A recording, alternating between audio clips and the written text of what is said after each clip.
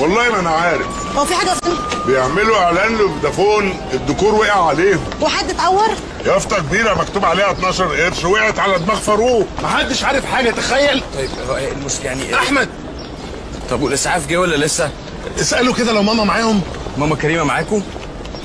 معاهم. هو ايه اللي حصل يا سمير؟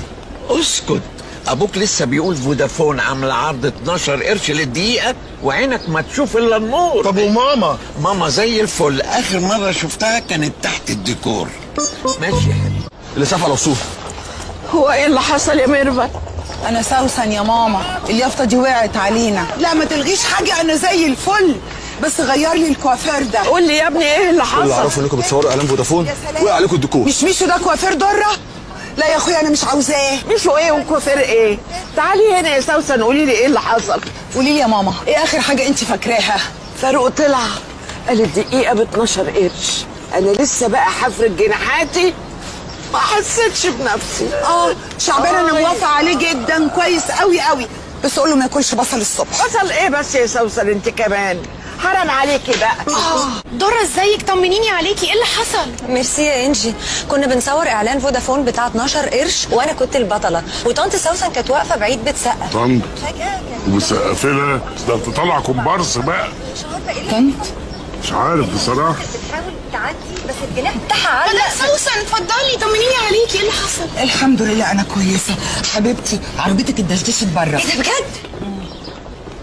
انا اللي كنت بقول 12 قرش للدقيقه، واللي كانت قاعده هنا دلوقتي دي درة. مش مهم، كانت بتتفرج عليا من بعيد وبتسقف. زراعه فين؟ عربيتي اتخبطت. بتشتغلي؟ تشتغلي؟ مش عارف بصراحه. سمرة يا سامي خش. اعرفك نهى خطيبتي. اهلا وسهلا. قول لي هو ايه اللي حصل بالظبط؟ الديكور وقع علينا. مكتوب عليها 12 قرش للدقيقه، تقع على الممثلين، اكيد في حد ورا الموضوع ده. هيتجنن يعرف ايه اللي حصل. ده امه كانت جنبي. رحت الفاروق. لا هعدي عليه على طول. 12 ايه ده؟ مين ده؟ انت بتسالني انا مش فاهم في اوضتك؟ 12 قرش مظهر ابو الندى. ده انتهى. ده منتهي من السبعينات. 12 قرش 12 قرش. طب فاكر سمسم؟ ها يا احمد، ابوك عامل ايه؟ للاسف زي ما هو، مش فاكر اي حاجه. سلامتك يا فاروق. افتكر انت فاروق الفيشاوي، ممثل مشهور.